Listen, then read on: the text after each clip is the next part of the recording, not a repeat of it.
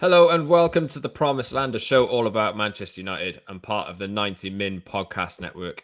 I'm Scott Saunders, joined as ever by football journalist and United season ticket holder Rob Blanchette. You can subscribe to our show wherever you get your podcasts, Apple, Google, Spotify, etc.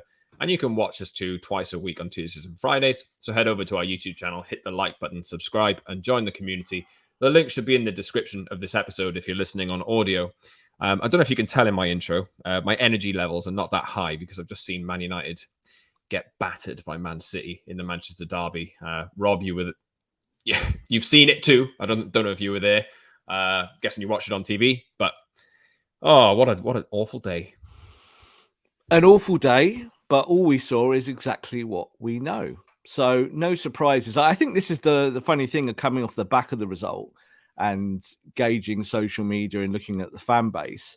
Is that there's always a tiny bit of hope, isn't it, when you go into a game? And I certainly went into this match not feeling particularly worried, but there's always an underlying fear that what Manchester United are is what you will see.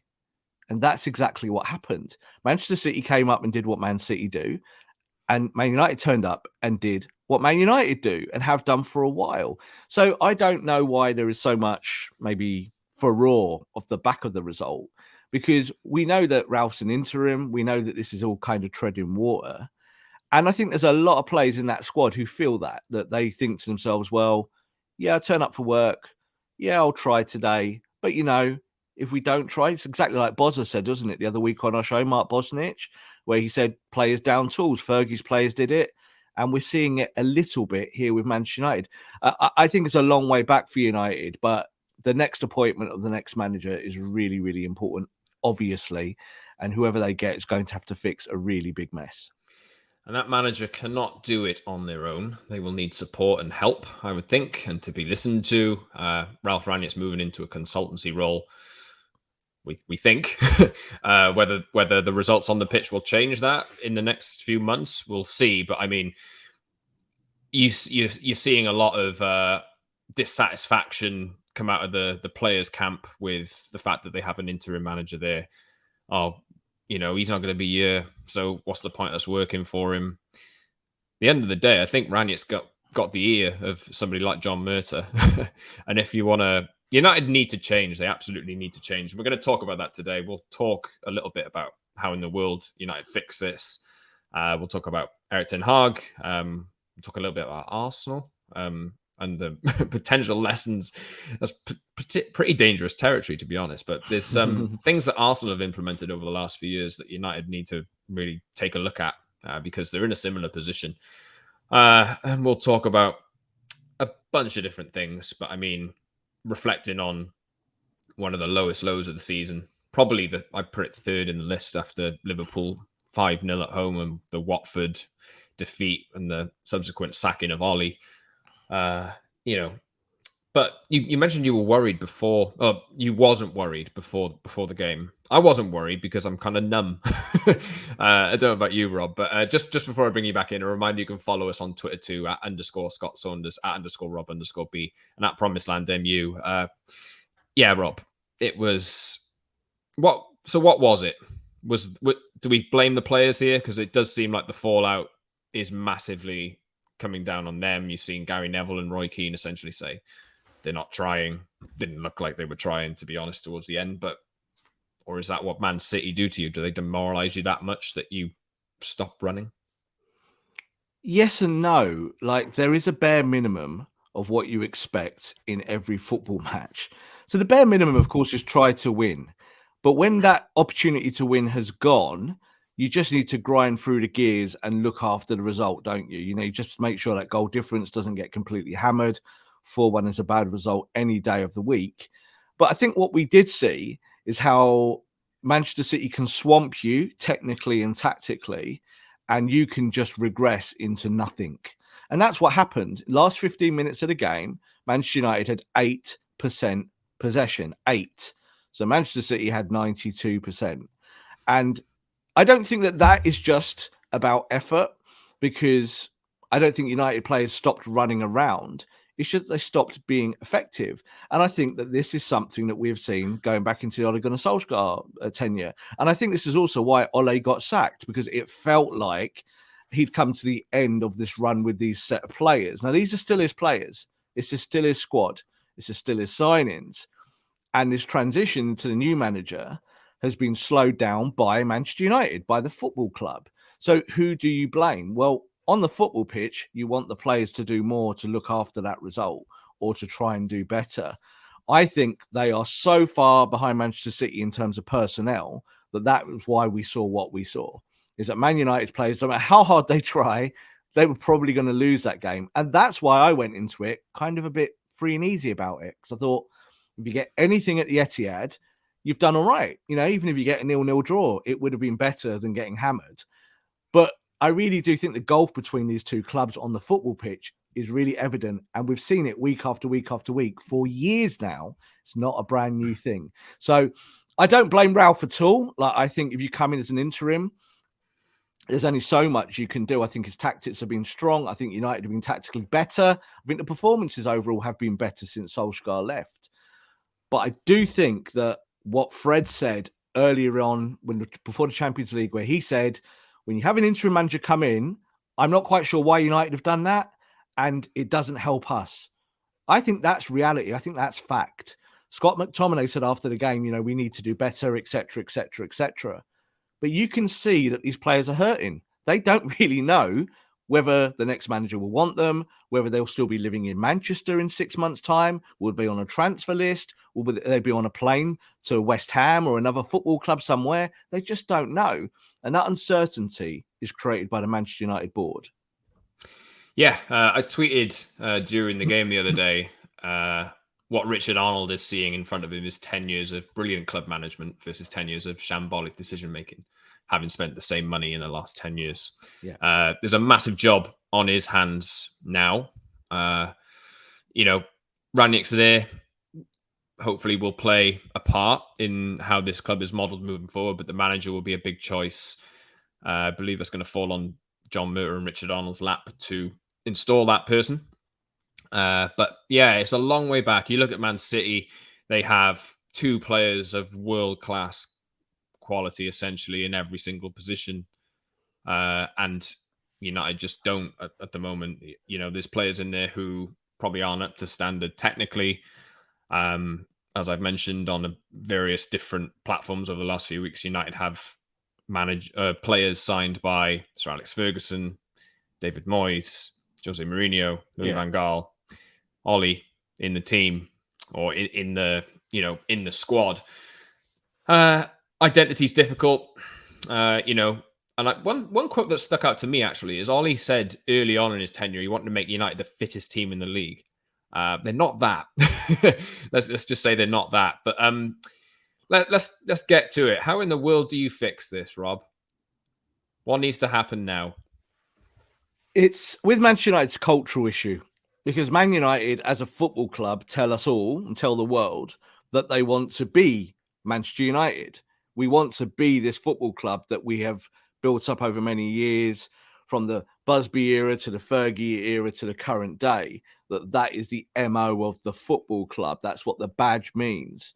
The truth is that's rubbish. It doesn't exist. It's made up. It's not a real thing. It's something it's a commodity that you bag and you get it and you sell it and you move it on. And that's how the product works. It carries on like that in circles. So what do United need to do? I don't think for a second that the United board don't want to win. Like I hear all the time that the Glazers don't want to win. They just want to take the money. Well, if Man United win, you make more money.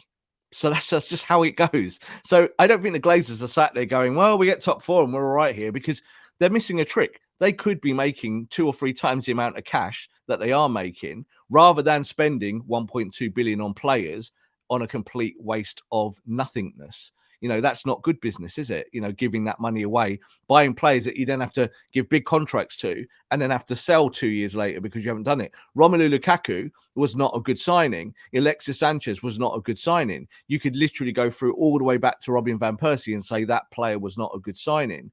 Fred, 52 million. Maguire, 80 million. Wan-Bissaka, 50 million. You could go on and on and on. There's loads of them. So whose fault is that? It's the boards. But I do think they want to get it right.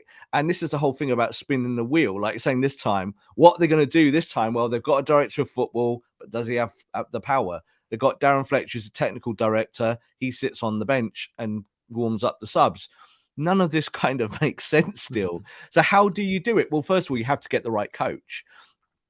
I do think they've got a coach already of great acumen who could do the job, but you can see how his stock is just plummeting, both in the media and with fans. And I don't blame him. It's not really his fault. He's come into a bad scenario and done okay. But United are going to want a shiny toy of a manager, a name. They're going to want to put it out there and say, this is the reboot you wanted. Here we go. We're going to be the best club in the world again because we already are the greatest club. So let's go start winning trophies. It just doesn't work like that, unfortunately. It takes time and you have to build it brick by brick by brick. You have to go from the foundation. So unfortunately, we are on rebuild number 852 or whatever it might be, because you only can do it that way. You can't take the last guy's players and just kind of, tweak bits and pieces. And then we go, oh, look, well, you're suddenly winning. This lot are not good enough. There's some players that you could retain, but overall, when you look at the stature of the players and what they can do and what they've achieved, we're living on past glories. We're living on Ronaldo's goal records. We're living on, Varane winning multiple Champions Leagues. We're winning on stuff that they did at other clubs, not at Man United. Like we know Ronaldo did it at Man United, but he did it for really a short period of time. His career is about Real Madrid and when he was younger. So what do you do? There's a lot of things you can do, Scott. There's players that are going to have to leave that are popular. There's players that are going to have to come in that would be unpopular signings, but would make you a better football team. Absolutely. Regarding the manager, obviously, there's two names that are popping around, and over the last few days, Eric Ten Hag's emerged as a front runner.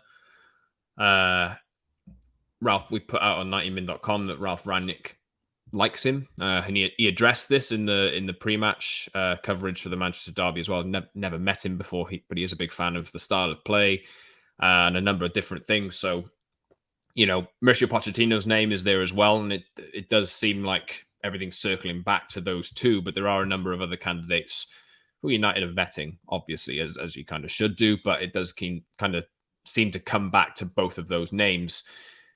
Do you think, Rob, that Ten Hag has taken a front seat now, and does he look with every passing week as the right choice for this?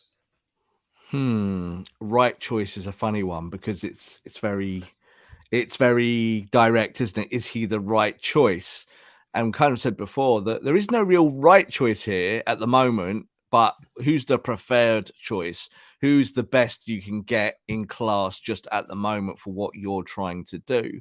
Because Man United are trying to build a football club, they're going to have to get a young progressive coach. So we're going to talk a little bit about Arsenal today and what Arsenal have done as well in terms of Arteta. I've always said Arteta was a good pull because he's a coach who will build from the bottom up.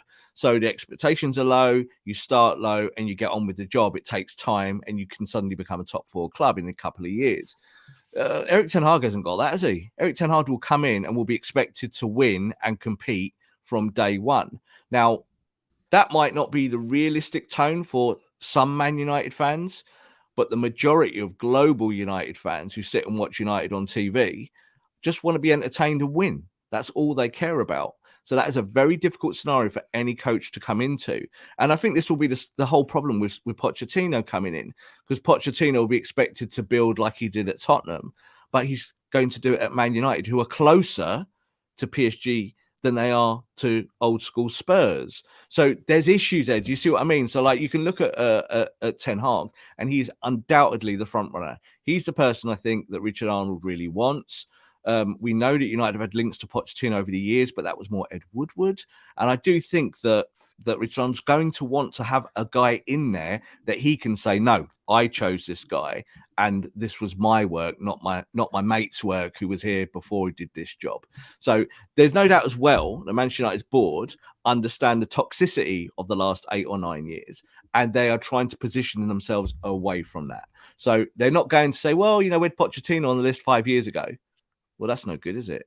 You have to live in the here and now. Pochettino's stock has fallen. Let's be honest. So he's still a great coach, and I still think he can do the job. But it is Ten Hag. Ten Hag's the guy. There's all sorts of links in there. Donny van der Beek would come back into the football club. United would probably play 4-3-3. They'll have a very fluid front setup. They would move the ball from back to front quickly. These are all the things that Ralf Rangnick has talked about as well, like in a future tense. So it's all a wait and see, Scott. But I think at the moment, Ten Hag is probably the best choice out there on the market. Not to say that he is the absolute automatic, amazing first choice, but No, it and does you're going seem to like have to be he's patient. You're going to have to be patient. If you get him, you're going to have to say to him, we understand that the bleeding is still happening. Can you first stop the bleeding? Because that's the problem at Man United, isn't it? It's constant agony. It's constant bleeding. They don't stop it. It feels okay for a few weeks. They get a few things sorted out, and then the wound starts to bleed again because Manchester United they never attend to it in the correct way. It's always with band-aids. So this is the whole thing with Ten Hag, isn't it? You're going to have to give him time. Yeah, it does seem as though United are looking to make an appointment relatively quickly, and they're going to have to be honest. I mean, like probably even before the end of the season, the club are at least going to have to know who they're picking, because this person can't rock up on July 1st. It needs to happen. Yeah. It needs to start happening before then. Look, I think they know who they want. There's no doubt about that. From what we hear, they know who they want. The problem is that you cannot really, when you're in the Champions League and already got a manager doing the work, just undermine him by saying, well, this is a new coach. And let's be honest, Ajax are not going to allow that. There's no way Ajax is going to allow Manchester United to put those feelers out. And this is a whole point of brinkmanship in politics with football, is that if Man United want Ajax's manager, Man United need to please Ajax. Yeah, Man United need to work with Ajax to make that happen. Think about the Jadon Sancho transfer with Borussia Dortmund. It's the same thing. You want the player, you might not get the player today, so keep your gob shut. No leaks, no talking to the press, no kind of overt moves. You're going to have to say, well, we don't really want this guy, when of course you do, and you're going to have to wait. We are not going to hear an appointment before the end of the season. No chance. You'll hear, obviously, all the rumors and rumors, and we'll talk about them, but there's no chance that Ajax will allow that to happen. Yeah, well, something that Ralph actually said before the game, I think he was asked about Pep's style and Klopp's style, and this is just something that's come to me through something you just said there, Rob. Ralph nailed it on the head, really. He said, these managers, Jurgen Klopp and Pep, have an identity and a style that filters upwards as well as downwards. Yep. And it's dictated. They have a head coach, and he kind of communicates how he wants to play, and then that dictates the kind of player you want to sign and the profile of player that you want to sign. Yep. And people above listen to the coach because everything comes back to the football. Ralph's got his head screwed on. This is why we wanted him. You know, he's getting criticised, and okay, like it's not been perfect, but Ralph has that kind of acumen that United just don't have. So United are going to start to need to listen to him. And whichever coach, let's take Ten Hag as an example. If they do end up appointing Ten Hag, they need to listen to that, because for football is the most important thing. There was a really good tweet put out. I can't remember who it was by, but in the last few days, it was a screen grab of the Twitter profile bios of United, City, Liverpool, and Chelsea. And Chelsea's was champions of Europe with a cup. Liverpool's was, something football related. City's was Premier League champions, etc., etc. United's was the home of Manchester United. Get 35% off United Direct. And that tweet's gone round. I think it's got about 8,000 retweets or something like that. Another club have changed it since. They go on conference calls talking about having to justify how we really want to win trophies, but they're like the only club that has to reassure fans and journalists that they want to win trophies. It's got to change, hasn't it? It's just got to change. They've got to put the football first. Look, when you're run by accountants, you're going to talk about profit protection. It's just what you're going to do, because that's what you're there for. So Richard Arnold is an accountant by trade, and that will be the first task: protect the Man United coffers. But like I just said, they're missing a trick, aren't they? Because if you do get the football side of it right, you can just accelerate your growth and accelerate your revenues very, very quickly. Now, I think Man United are kind of stuck between a rock and a hard place. So they have made the investment and 1.2 billion. And this is why I say that when fans tell me all the time the Glazers don't spend money, It's rubbish. The Glazers do spend money, just they spend money badly. You got to put badly on the end there every time, because that's the issue. If they'd spent it well, Manchester United would be a competitive football club now, and the Glazers will be making more profit. But no doubt, off the back of COVID, that it's changed the industry and how clubs operate. They're all kind of tightening their belts, but that could be an opportunity for United. Can United spend less but increase their position in the Premier League? I think that could be a thing. I just reeled off a load of transfer fees, didn't I, a minute ago? Harry Maguire, Aaron Wan-Bissaka, you look at kind of how those two players are failing, and Victor Lindelof, £160 million in transfers. Can you do better than those three players for, say, 100 million? I think you probably could. So this is all about strategy now and making sure that the next manager gets the right thing. But you're totally right. And what Ralph said is correct. You must listen to football people. If you want a baker cake, you listen to a baker. You don't listen to the bin man outside, do you? So it's trying to make sure that you've got the right people doing the right jobs.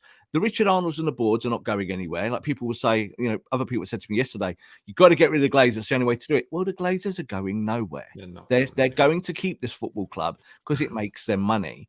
But what they can do is win, and they do want to win. Just look at what they did in the NFL with Tom Brady, with their failing franchise that's done nothing for years. Absolutely like Manchester United, just on the back burner.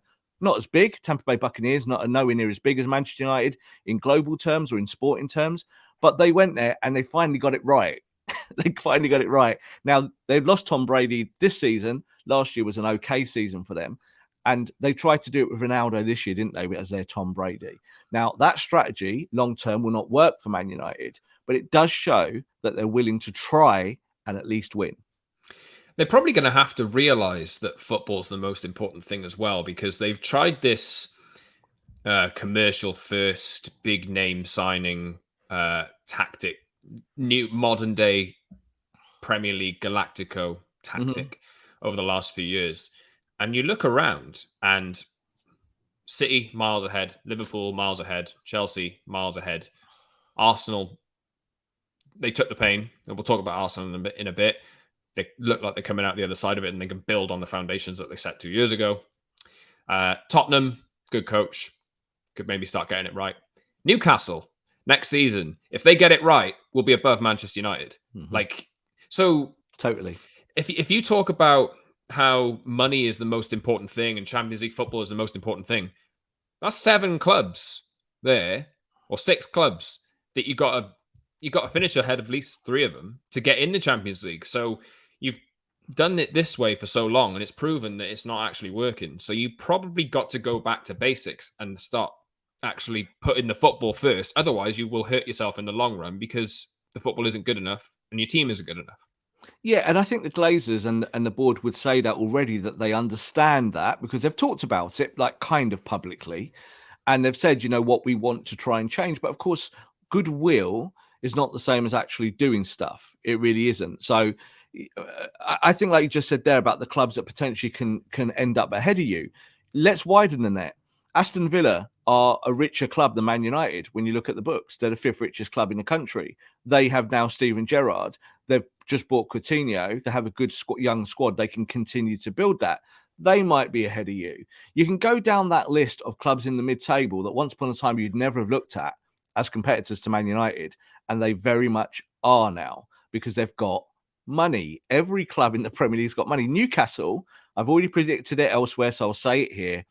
Within 4 years, 3 years, I think Newcastle will win the Premier League. I really do believe that. I think they'll make the investment because they're worth £500 billion, the richest club on earth, and they will flex their muscle in a way that Man United can't. Man United can't compete with them when it comes to fees. So United need to build it from the bottom up. You need to be smart with this next appointment and make sure that all of the lessons of the last, say, 3 or 4 managers that you've had, that you learn from all of those, and that you have a structure that promotes winning. Man United have not had that. They've had good managers, good players, but they haven't had a structure that allows you to move forward. I heard yesterday that the club are going to pull their plans for moving the training ground. So that's a big story that's got really not a lot of heat. And you need that training ground. You need that facility. that competes with all the other top clubs? Because at the moment, you've got a facility that competes with Wolves or competes with Brentford or competes with teams like that. You've got a substandard facility. So the next coach that comes in will look at that and say, well, you want me to do well here, but I can't possibly run the operation from this old unit. You know, it's like Old Trafford, isn't it? Old Trafford, biggest ground in the country, but you know, gangways and walkways behind the scenes that you can't even walk down because it's so old school. You know, if you're going to live in the past, you're going to sink. That's just the way it is. You must move forward in all aspects of your business. Yeah, I do want to talk about Arsenal a little bit because we talk about the new manager that United will end up having and how the football needs to come first and you need to listen to him. And there's a squad of players there that have been signed by 4 different managers and they're not putting in the required effort levels. They're getting criticized for it. They don't really know their identity and this kind of thing. Rangnick's doing the groundwork now in terms of learning the qualities of the squad that he's got at his disposal without any additions or anything like that in January. He'll probably take this knowledge upstairs to somebody like John Murta and filter that through back then to whichever manager that it is. I'm going to say Ten Hag as an example. We're not obviously it's not obviously locked in that this will happen, but it is Ten Hag's name that keeps popping up. So I'm just thinking of him as we go. Now, Arsenal took a big risk by appointing Mikel Arteta a couple of years ago now. And during that time, they've copped a lot of flack because they've taken hits financially. Now, I'm going to list off a number of names here that they've actually just released on free transfers. They probably had to pay them off to let them leave the club. Henrik Mkhitaryan, Mustafi, Mesut Ozil. Remember all the criticism they had for, they gave him 350 grand a week and they ended up paying off his contract ahead of time. Lucas Torreira's gone on loan, I believe, and they've recouped a loan fee for him. Maitland-Niles the same. Aubameyang, most recently, has left on a free transfer and they had to pay him off as well to make it happen. Callum Chambers, Willian at the start of the season, Sead Kolasinac. That's a number of players that they just thought. Arteta's gone in there and he's looked at the squad and he's thought, we need to start fresh here. There's been so many bad decisions made in the transfer market over the past few years that we just need to do whatever we can to get them off the books. If it means we're hit financially, then fine. But in the long run, it will allow us to foster an atmosphere of positivity, youth, and, belief in a sense. Something United lack. So when I talked at the top of the show about United could learn a thing or two from Arsenal, that's what I think they can learn. And they have to take the hit because United there's so many players in there over the past few years. Why is Juan Mata still at Man United? I like Juan Mata. He's a nice guy, good footballer, but he doesn't play. Why are you paying him? Why did you give him an extension on his contract? And he's not the only player. I don't seem like I'm picking on Juan Mata, but they need to start this clear out now. Totally, 100%. And it's the same catchphrase I use over and over again. If players do not help you win, get rid of them. Simple as that. Don't have players sat around in the dressing room, in the training ground, on the bench, doing nothing for you. Everyone should be active. So this is why, like Jurgen Klopp preaches about working with small squads, and Ralf Rangnick has done that as well. You have a smaller unit of like 14 or 15 players. You rotate them game to game to game to game. You hope that injuries don't happen, but you don't have an inflated squad that you then have to please, in inverted commas, because a manager and a coach should not be there to please his players. He shouldn't be. He should be there to order them what to do. This is my style of football. This is my philosophy. You go out there and be me on the football pitch. So I think that's kind of the issue for Ralf Rangnick at the moment, is that he has a style and a philosophy. He wants to play a certain way. They're doing it in phases, and certain matches it looks better than others because the opponent might not be as good as Manchester City. So you can roll with it and you can do a little bit of pressing and gegen pressing style and 4-2-2-2, and you can do all those things. But you never quite get there correctly 100% because your collective of players isn't correct. It's not the right team. It's a wrong team. So like Juan Mata, you just mentioned there, is absolutely the perfect example. Someone who was a great footballer, he's won a World Cup, he's won everything in the game. He's a top player in his day, and he doesn't play. Move him on. Phil Jones doesn't play, move him on. There are lots of players that you can say that about that you need to push out to allow the youngsters to come in and grow. So talking about the Arsenal comparison, the bit I always sing about with Arteta is that he has put his faith in Martinelli. He's put his faith in Smith Rowe. He's put his faith in Saka. He's gone to these guys. You want it. You're hungry. I'm going to go with you. And you know what?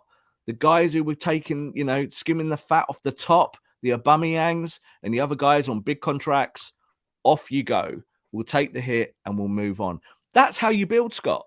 That's how you do any business. If you were running any business, if you had people in your office not doing the work, eventually you're thinking, I'm going to move these people out. I need people who do the work for me so I can progress. And I think that's how Arteta is. He's got that little bit of Guardiola about him from working at Man City. He's not Guardiola light. I think they're different people.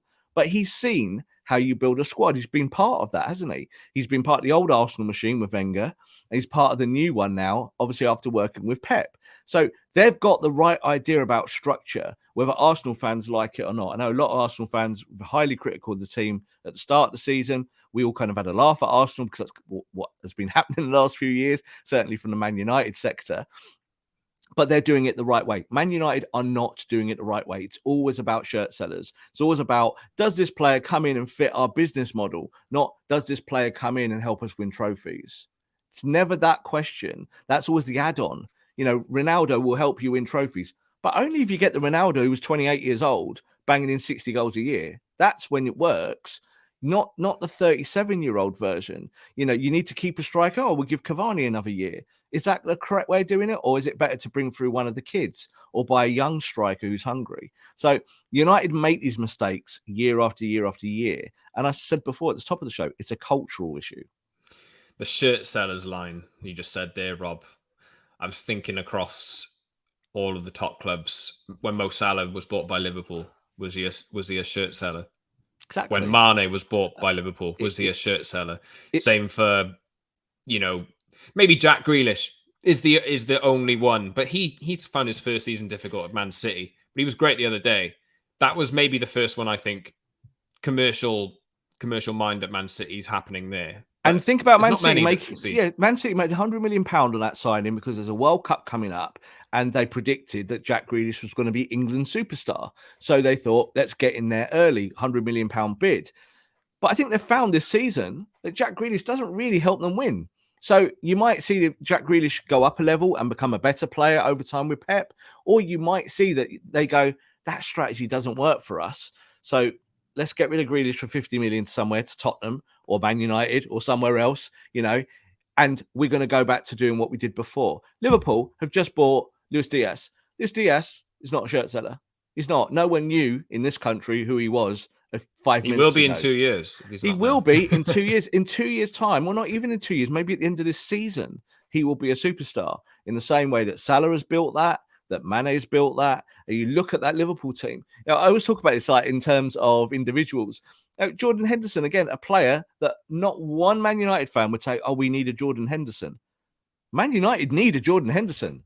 They need a captain in the middle who's going to do the work and communicate and keep the team together and push in the correct direction. At the moment, they've got a captain that can't even run. So this is the difficulty about finding the right players, is that you have to go away from the commercial side of the business and you have to go towards the sporting side. This is why in Europe, they're called sporting directors. Yeah, because it's about sport. They're not there to sell shirts.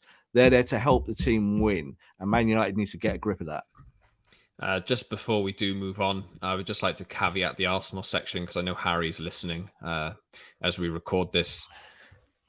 Arsenal have a good squad to build on. They're doing quite well at the moment. They're not there yet, but it wouldn't surprise me if they did lose a few games before the end of the season.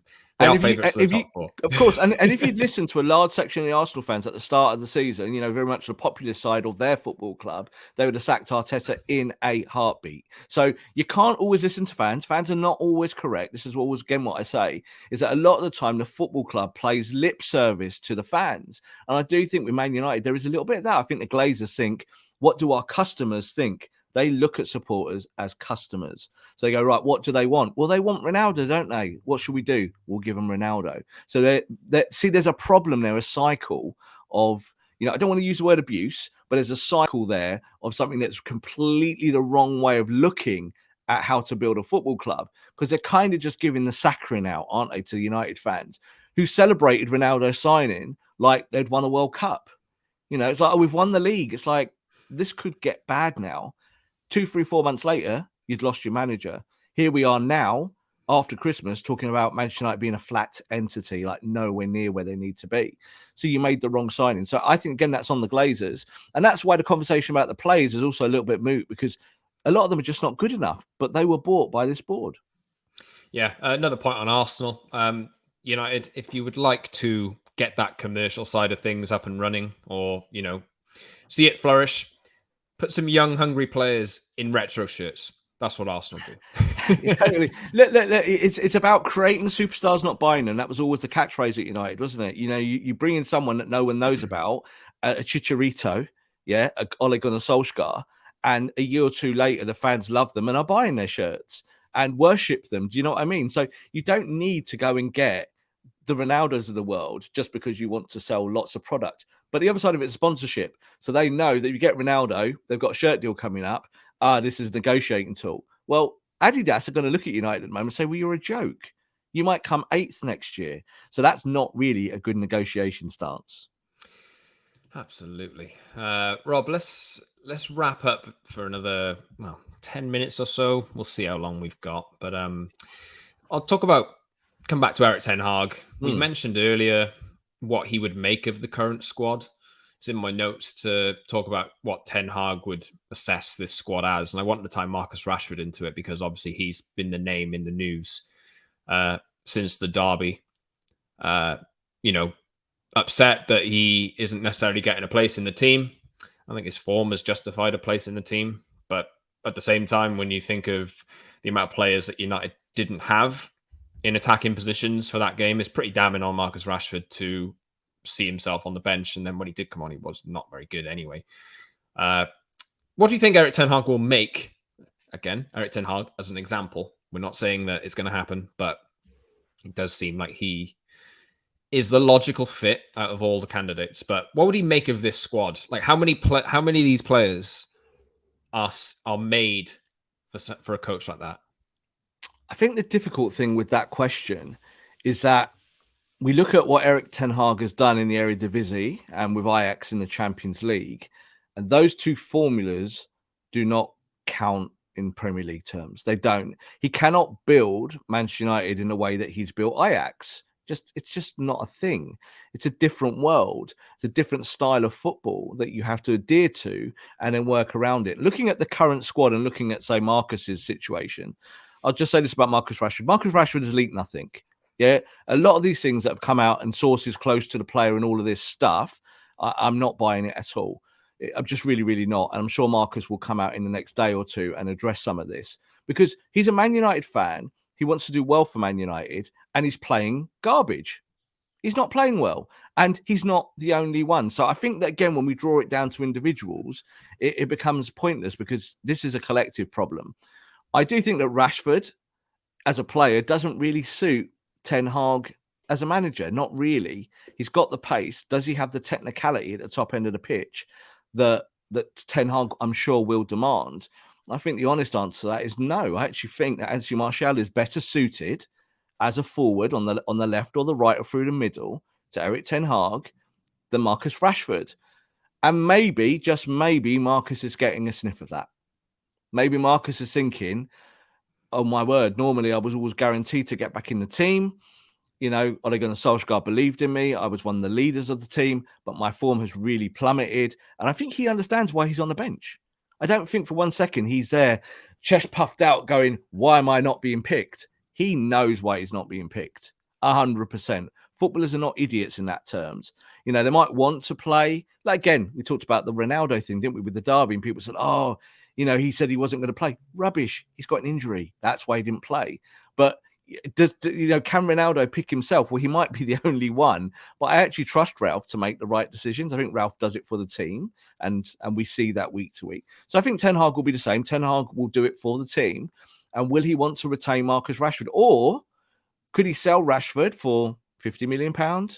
Something like that. Big fee to an English club. Newcastle might be interested in Marcus Rashford for a big fee next year. And do you take that money and reinvest it? I do think there'll be a lot of that. I think there'll be players leaving Man United where United will try to accumulate those fees to give it to the new manager to buy new players. Because I think that's the position that you've put yourself in. Crucially, though, they haven't been good at that. Have no, they? Not in history, not over time. Like I do think that when they've gone from manager to manager to manager, there has always been an exodus at some point. So when Van Gaal came in, you know, he kind of cleared some of the decks. He bought like 8 players, but they were like bad signings. All 8 didn't work at all, not for the Premier League. You know, it was kind of stuck in his way. Mourinho come in. Now, we know Mourinho had won the title only 12 months before that. He'd been sacked, obviously. He knows how to win. He brought in Pogba. He brought in Ibrahimovic. He brought in Mkhitaryan. He brought in Bailly. And he got rid of a few people. You know, he was trying to do the right thing, you know, to make the squad better. Ole had his chance, spent a ton of money, and now the next manager's come along. I think United are going to look at that and look at the COVID books and say, well, we will spend big money, but we need to balance it. So I think the sales will be more aggressive. So even with someone like, you know, an Andres Pereira or someone like that now who's going to be leaving the football club, they're going to be looking for fees. This is why they kind of held fire on Jesse Lingard when they could have got a fee, because they were thinking, well, you know, is there a case of maybe we'll sign a new contract, his valuation will go up, and then if we sell him, we could probably get big money for him rather than no money. Well, they're going to get no money for him now. So you're right. They've not been good at it in the past, but I think they're going to have to inject some of that to be able to balance their books. And I think they understand that as well, because this is about, you can't flitter away profit in a time where COVID and pandemics and global wars and stuff like that are going on in on our planet, and it will affect your sales. It will affect your businesses in different ways. So you have to find ways to protect that.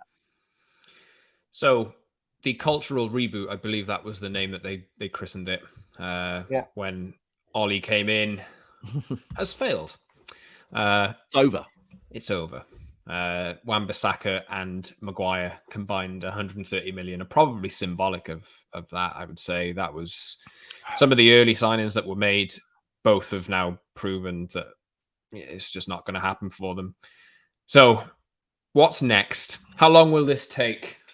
Whoever they go with, because and another question for you: is this the lowest it's been post Ferguson? No, I don't think it is. I really don't. I think the Moyes year was probably still the worst year with the way that the squad fragmented, and Man United didn't buy anyone. They bought Fellaini and then they bought Mata. So I think that transition of that 12 months was really bad, and United got it really wrong. And we were kind of going, well, Fergie's just gone, so it doesn't hurt as much. You know, he just won the title before, so it's okay. But United kind of went to 6th or 7th, like in the blink of an eye. United is still on that top 4 conversation, but only just. And I said this yesterday as well. You had Mourinho, who came second and got you to second, and that was as high as he could take the club, and he left.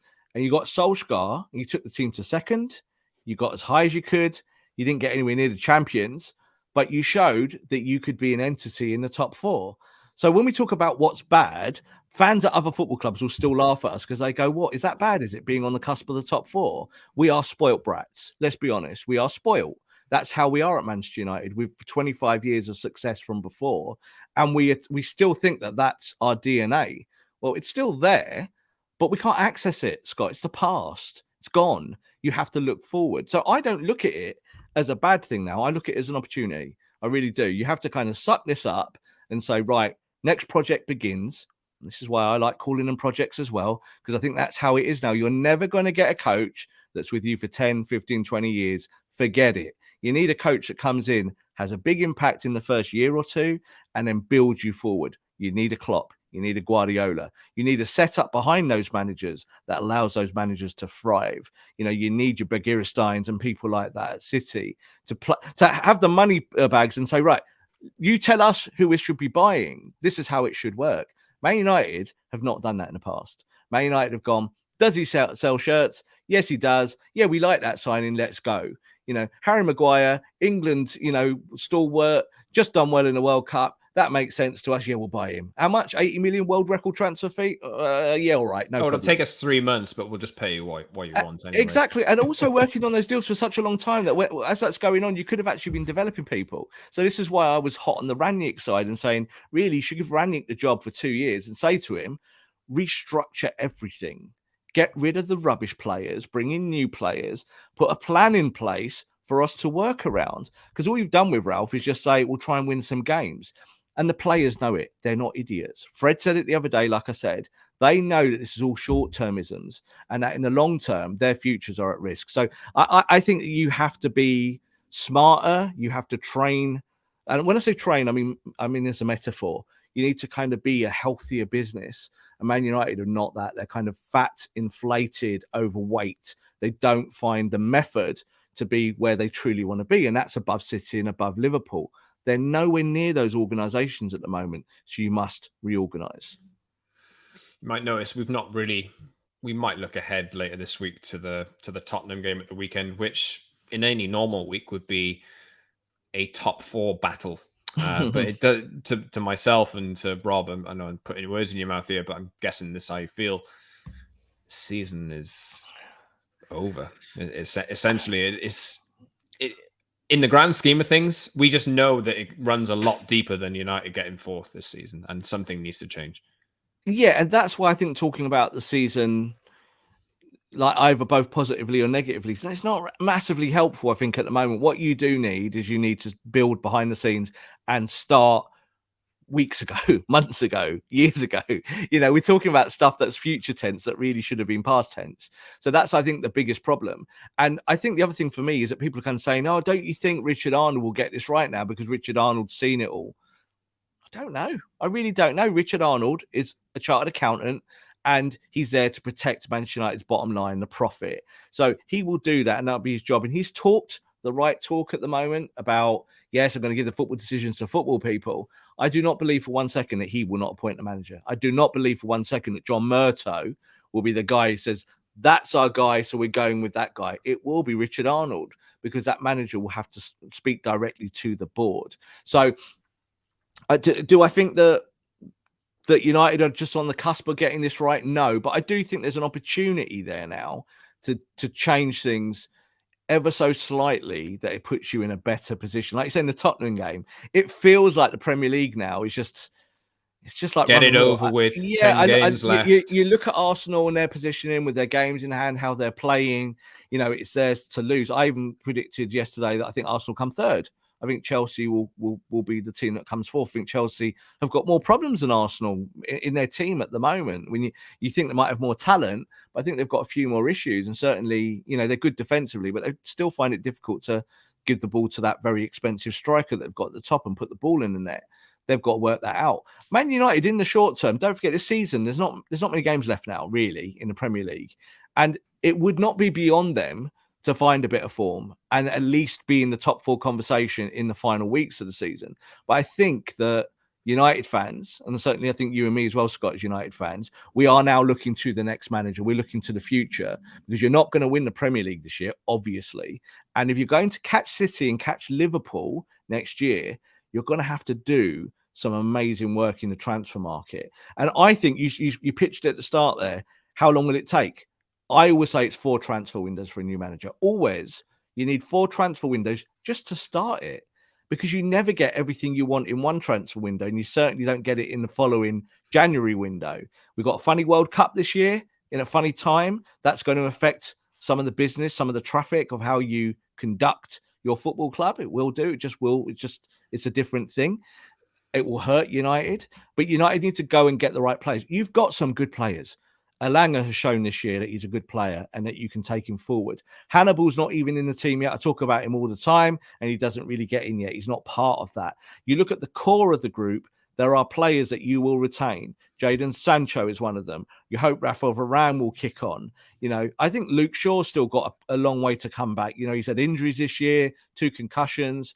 You've got opportunities here to have 5, 6, 7 players who could be part of that first team next year. But unfortunately, you're going to have to get rid of some of those shirt sellers and maybe 1 or 2 of your icons.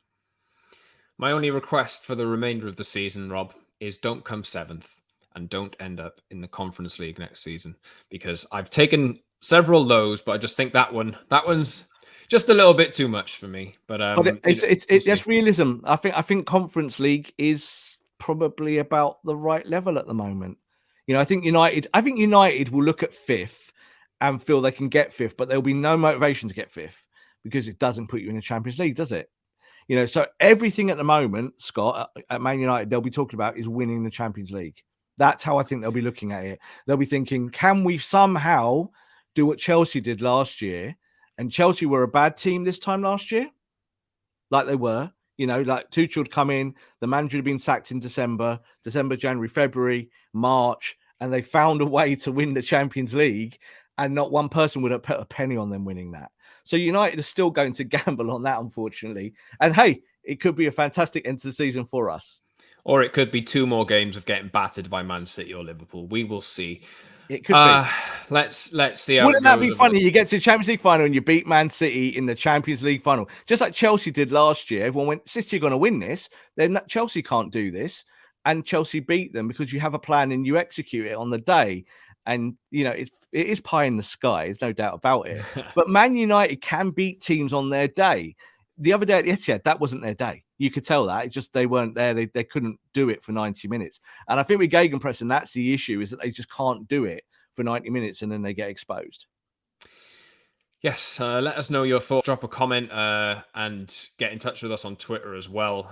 You can subscribe to our show wherever you get your pods, Apple, Google, Spotify, etc. And you can watch us twice a week on Tuesdays and Fridays. So head over to YouTube, hit the like button, subscribe, join the community. The link should be in the description of this episode if you're listening on audio, and you can get us on Twitter @_Scott Saunders, @_Rob_B, and @PromiseLandMU. Rob, thanks so much for the therapeutic discussion. We'll be back later this week to maybe look ahead to whatever's next. Maybe we'll do some more future proofing for you as well. So hope you enjoyed the show, and we'll speak to you soon.